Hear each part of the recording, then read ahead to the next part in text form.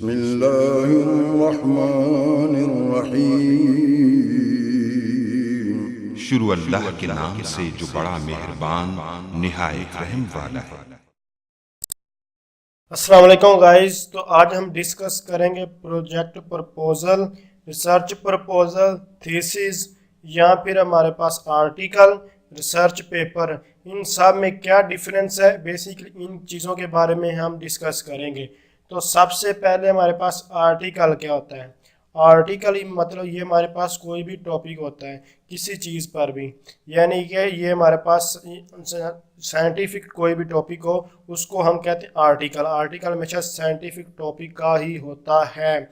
Important term, ये article हमेशा scientific topic पर होता है, जैसे कि फिजिक्स, केमिस्ट्री, आईटी वगैरह।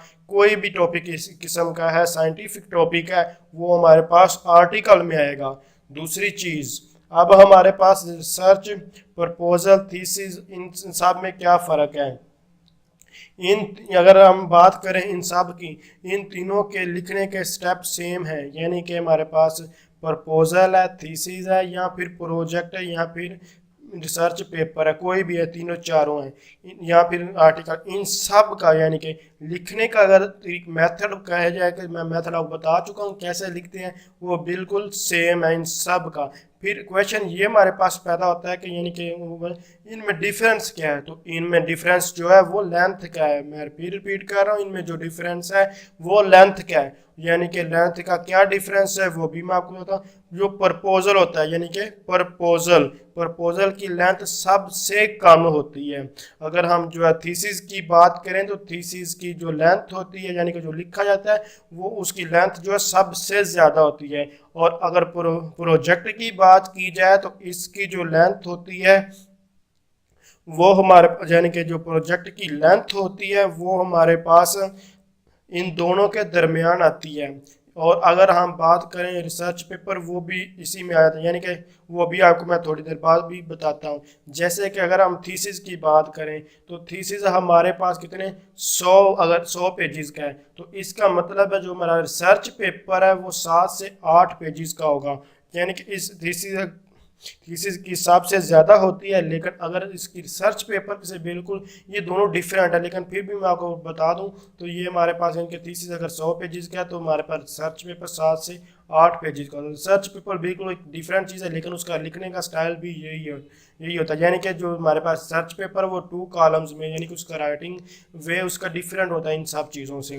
तो उसके बाद हमारे पास इसकी लेंथ का फ़र्क कैसे पड़ता है। जैसे कि हम बात करते हैं लिटरेचर रिव्यू। तो लिटरेचर रिव्यू हमारे पास, ये मैं भी आपको ये पिछले ट्यूटोरियल में मैंने स्टेप्स बताए थे, तो उसमें हमारे पास जो लिटरेचर व्यू था, अगर हम थीसिस की बात करें तो थीसिस में इसको हम 15 से 18 जो है लाइंस में लिखते हैं। जबकि अगर हम प्रपोजल की बात करें तो प्रपोजल में थीसिस को 7 या फिर 8 लाइंस में लिखते हैं। इसी तरह अगर हम जो प्रोजेक्ट में इसकी लिटरेचर रिव्यू की बात करें तो ये 12 पेजेस में लिखते हैं। लिटरेचर रिव्यू क्या होता है, ये सारी की चीज़ें मैं पहले बहुत डिटेल के साथ बता चुका हूँ। ये हमारी आउटलाइन में, इन चीज़ों के बारे में आप नहीं जानते तो आप इनके बारे में देख सकते हैं। ये मैं आउटलाइन पहले ऑलरेडी डिस्कस कर चुका हूँ, लेकिन ये हमारे पास क्वेश्चन राइज हो रहा था कि इन सब में क्या डिफरेंस है, इसलिए मैं आपको इनके बारे में आपको बता रहा हूँ।